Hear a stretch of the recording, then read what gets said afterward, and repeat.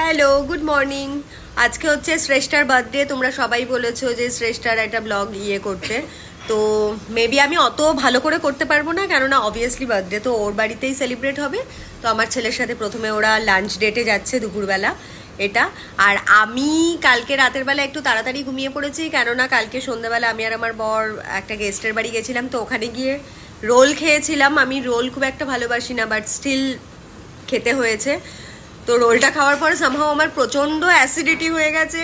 আসার পর সন্ধ্যাবেলার থেকে শুধু করে উগলেছি, প্রচণ্ড বমি হয়েছে। ইভেন ভোর 5টার সময়ও উঠে মানে 2-3টে র্যান্টাক খেয়েছি, তারপরেও অ্যাসিডিটি যায়নি, গলা বুক পুরো জ্বলে যাচ্ছিলো। তার জন্য খুব শরীর খারাপ ছিল বলে আমি আর কোনো ভিডিও টিডিও পোস্ট করার কোনো স্টেটাসেই ছিলাম না। এই সকালে একটু আগে উঠলাম, জাস্ট হ্যাভিং লিকার চা। সিম্বার কথা বলো না, সিম্বা কি করছিল? সিম্বা কি করছিল? ও সিম্বা কালকে যেটা করছিল, আমাকে দেখেছে যেই নাকি বমি করে আমি তো বাথরুমে ঢুকছি প্রত্যেকবার, মানে কোমরের ভেতরে গিয়ে গিয়ে এক এক করছি।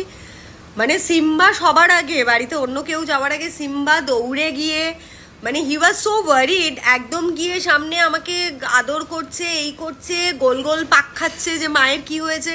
তারপর সারা রাত অন্য সময় যেটা করে যে মাঝরাতে কিছুক্ষণ আমার সাথে শোয়, তারপরে আবার ও ফ্লোরে শুতে বেবি বেশি কমফোর্টেবল, ফ্লোরে গিয়ে হাত পা লম্বা করে শুয়ে পড়ে এসিতে। তো কালকে সারা রাত আমার পাশে এরকম ওত পেতে বসেছিল পুরো।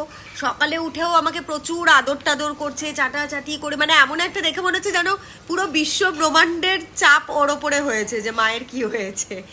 আমার ছেলে মেয়ে সকালবেলা উঠে বলছে তোমার তো ভালোই হয়েছে, আমাদের আর কাউকে দরকার নেই, ওই তোমার সব টেক কেয়ার করবে।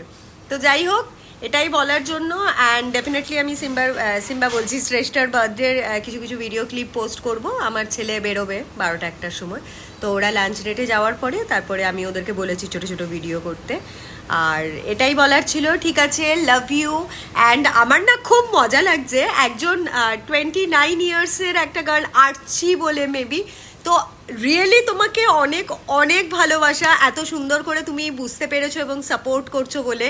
মানে এটা সত্যি আমাদের ইন্ডিয়ান পেরেন্টসরা অনেকেই বোঝে না যে সারাক্ষণ অত টিপিক্যাল প্যারেন্টিং করে কোনো লাভ নেই। বিশ্বাস করো, তাতে ছেলে মেয়েদের মেন্টাল প্রেশার অনেকটা বেড়ে যায়।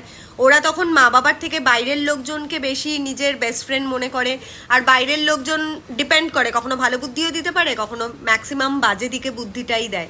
তো তার থেকে বেটার মা বাবা হিসেবে আমাদের সারাক্ষণ ছেলে মেয়েদের মেন্টাল সাপোর্ট করা দরকার। যেমন নাকি আমাদের লাইফে প্রত্যেক টাইম খাবার দরকার, ঘুম দরকার, চান দরকার, তেমনি প্রেমটাও দরকার একটা বয়সের পর। আমাদের সমাজে তো 16-18 বছর হয়ে গেলেও ছেলে মেয়েদের প্রেম লুকিয়ে লুকিয়ে করতে হয় এদিক ওদিক গিয়ে, which I can't agree with that thing.